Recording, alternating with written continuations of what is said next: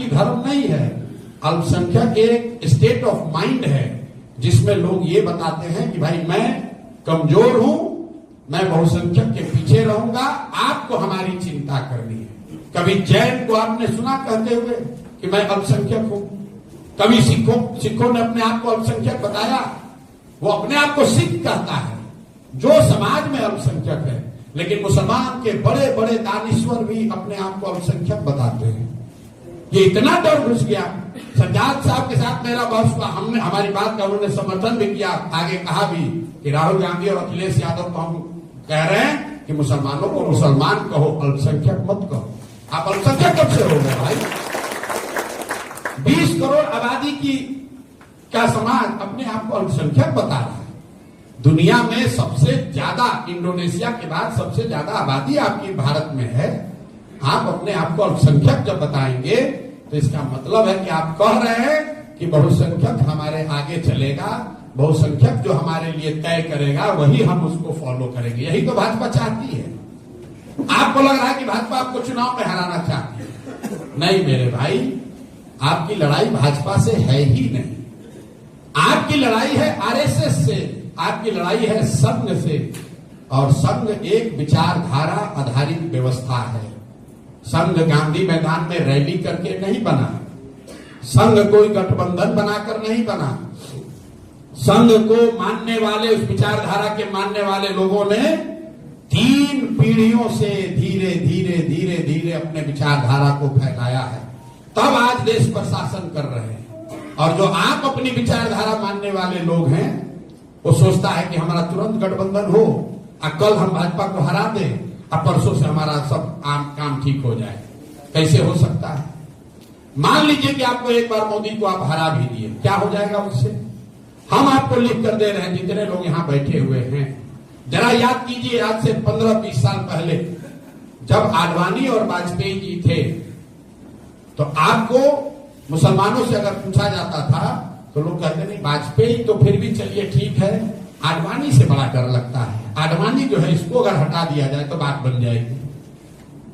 आज यहां पर कमरे में जितने लोग बैठे हुए हैं, हम आपसे पूछेंगे कि भैया आडवाणी और मोदी में अगर किसी एक को चुनना हो, किसको चुनिएगा? सारे लोग कहेंगे आडवाणी कितना भी खराब था ना, चलिए आडवाणी को तो बर्दाश्त कर लेंगे, मोदी बड़ा खतरनाक है।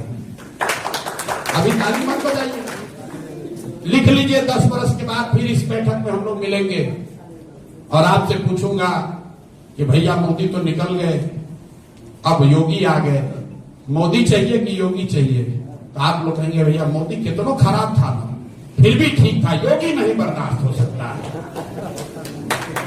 ये आपको समझ में नहीं आ रहा है। संघ वाले क्या कर रहे हैं? संघ वाले धीरे धीरे सेंटर की लकीर को राइट की ओर ले जा रहे हैं। आपके लिए नहीं, हिंदुओं के समाज के लिए।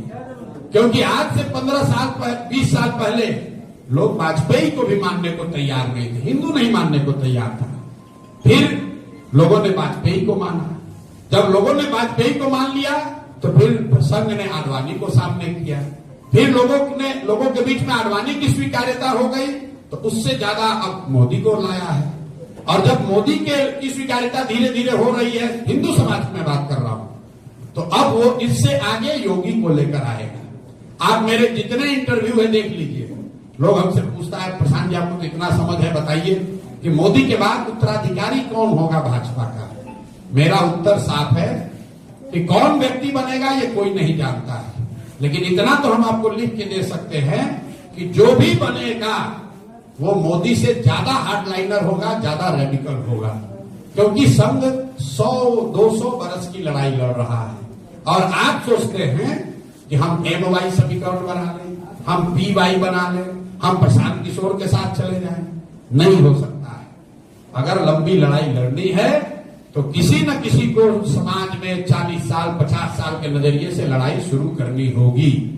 किसी भी दिन तो संघ के लोगों ने शुरू किया होगा, तब वो कितने बड़े रहे होंगे। महाराष्ट्र से जिस दिन संघ शुरू हुआ उसमें कितने लोग थे, उनकी तादाद कितनी थी, लेकिन धीरे धीरे धीरे धीरे उन्होंने अपना प्रयास करके आगे बढ़ाया। इसीलिए हमने जन सुराज की व्यवस्था शुरू की है। हमको मालूम है कि आपको मुसलमानों को आज नहीं तो कल चलना आपको जनसुराज में ही है। ये भ्रम मत पालिए। हमको आपसे वोट मांगने की जरूरत नहीं है। आप चाहे जितना विरोध कर लो, अपने आप की बात को रोकने की कोशिश कर लो, आपको चलना, आपके आने वाली पीढ़ियों को चलना जनसुराज में ही है। ये मेरा अहंकार नहीं है, इसलिए कि जीतेगा जनसुराज ही। क्यों जीतेगा जनसुराज? क्योंकि इस्लाम में ही तो बताया गया कि ईमानदारी से किया गया जद्दोजहद कभी बेकार नहीं जा सकता। और 3 बरस से जितनी ईमानदारी से जनसुराज के लोगों ने, हमने पसीना बहाया है, वो बिहार में किसी ने नहीं बहाया है। तो आपको सिर्फ इतना ही तय करना है कि आपको अभी से इस व्यवस्था में चलना है कि जीतने के बाद चलना है। क्योंकि हमें तो आपको लेकर चलना ही है, हमारी लड़ाई बिहार की नहीं है। हमें तो आपके साथ चलना ही, आपको साथ लेकर चलना ही है। आपको तय करना है कि अगर अभी आप कंधा लगाएंगे तो जरूर हमारी लड़ाई थोड़ी आसान हो जाएगी, लेकिन अगर आप कंधा नहीं भी लगाएंगे तो भी जीतेंगे हम ही लोग। जीत के बाद आपके पास आएंगे, फिर निमंत्रण देंगे कि आप साथ में चलिए।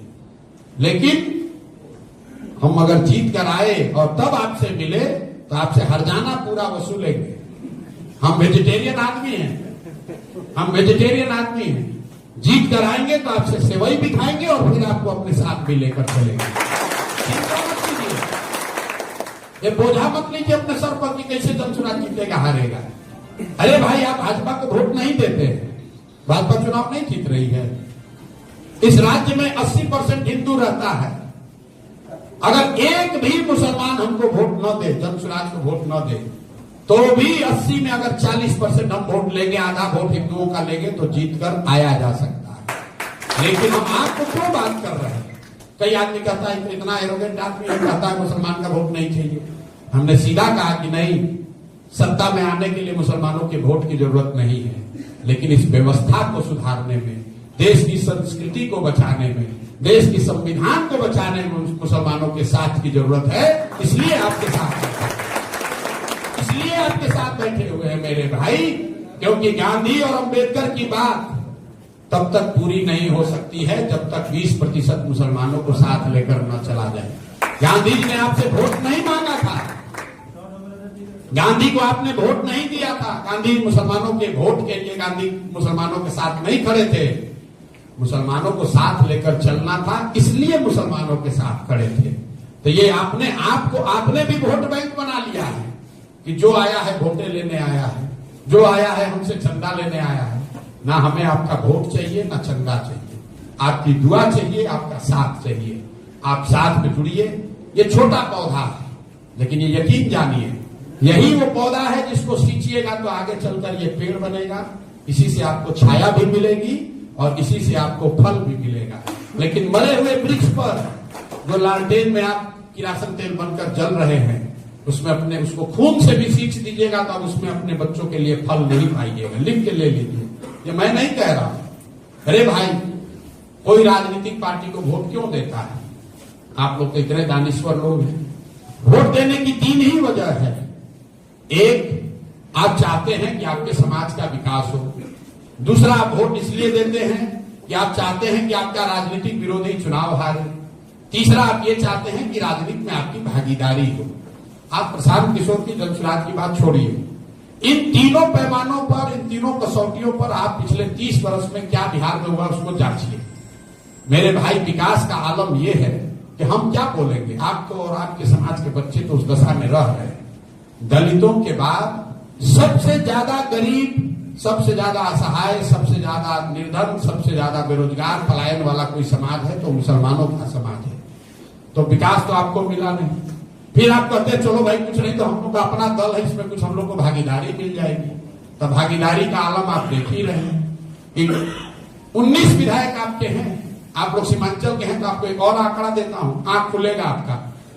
पूरे राज्य में सबसे ज्यादा मुसलमान कटिहार में रहते हैं।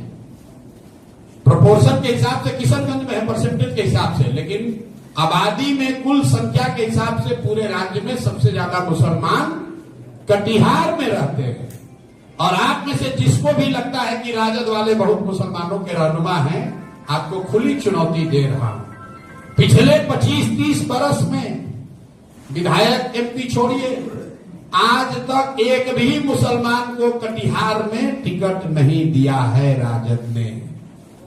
आप लोग सीमांचल में रहते हैं, आपको नहीं पता होगा, जाइए और जाके जांचिएगा, अगर गलती हो तो हमारे पास आइएगा। जिस राज्य के 2 करोड़ मुसलमान लालू जी का लालटेन से उनका घर रोशन किए हुए हैं, उस सीमांचल के कटिहार में राजद ने पिछले 20-25 वर्षों में एक भी मुसलमान को टिकट ही नहीं दिया है। और आप लोग फिर भी 5-5 लाख 7-7 लाख वोट दिए जा रहे हैं। अब फिर कहता है हमारा सुधार नहीं हो रहा है। कैसे होगा भाई, कैसे होगा? तो आपको विकास मिला नहीं, राजनीतिक भागीदारी मिली नहीं, फिर आदमी कहता है भैया हम लोग को कुछ नहीं चाहिए, मुसलमानों को खाली किसी तरह भाजपा को हरा दीजिए। तो चलिए इसी पर जांच लीजिए। 1990 से मुसलमान वोट दे रहा है राजद को, तब ओवैसी नहीं थे, तब जन सुराज नहीं था, आपने आंख बंद करके लालटेन को वोट दिया।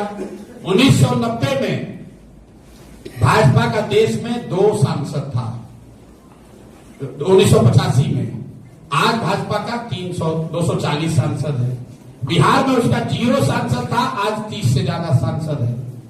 तो मेरे भाई, विकास आपको मिला नहीं, भागीदारी आपको मिली नहीं, और भाजपा को आप हरा पाए नहीं। लेकिन मुसलमान को कुछ नहीं समझ में आता है, कहता है हम बहुत इमोशनल कौम है भैया, हम लोग एक बार जिसका हाथ पकड़ लेते तो उसी का पकड़ के चलते रहते हैं। अरे भाई, ये आप इमोशनल नहीं हैं। अपनी सलाहियत के न होने को इमोशनल कह के मत ढांकिए, ये आपकी गलती है। क्योंकि आपके कौम में कहा गया, पैगंबर साहब ने कहा कि इल्म हासिल करने के लिए चाइना जाना है तो जाओ, लेकिन मुसलमान अपने घर से भी नहीं निकलना चाहता है। उसको लगता है चलो MY है, इसी से चलेंगे। MY समीकरण है, लेकिन और उल्टा हो गया है। हम आपको बता रहे हैं, अब MY नहीं है, YM है। जहां Y खड़ा होता है, M के लोग ईमानदारी से 100% वोट देते हैं, और जैसे ही M का कोई खड़ा हुआ कि 50% से ज्यादा Y जो है वो हिंदू बनकर भाजपा को वोट दिया।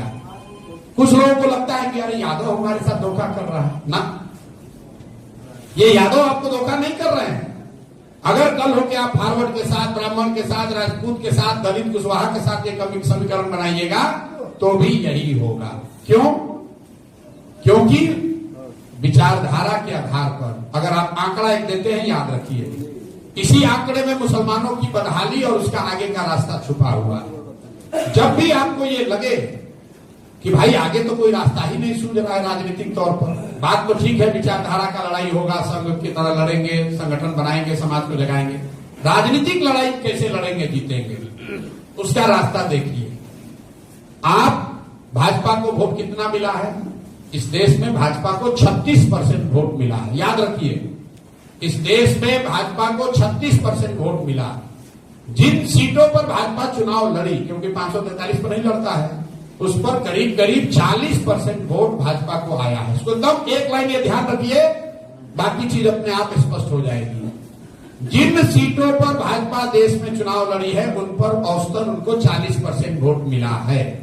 इसका मतलब क्या है कि 80% हिंदुओं के देश में 40% वोट अगर भाजपा को मिला है, इसका मतलब है कि आज भी आधे से ज्यादा हिंदू भाजपा के विचारधारा में यकीन नहीं रखते हैं, उसको वोट नहीं देते। तो जब भी कोई आपको आकर बताए अरे भैया सब हिंदू भाजपाई हो गया, तो उससे ये जरूर पूछिए कि 80% हिंदू रहता है तो 40% कैसे उसको वोट मिल रहा है। अब आपको क्या करना है?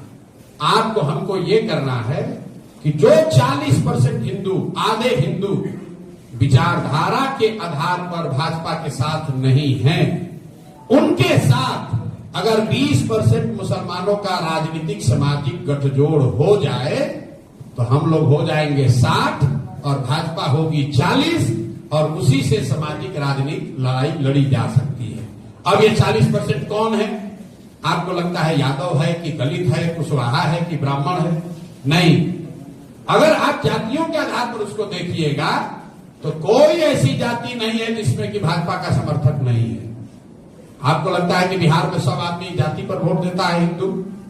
आपने कभी अपने आप से पूछा कि अगर बिहार में सब हिंदू जाति पर वोट दे रहा है तो मोदी जी को किस हिंदू ने वोट दिया? मोदी जी के जाति का तो बिहार में कोई नहीं रहता है।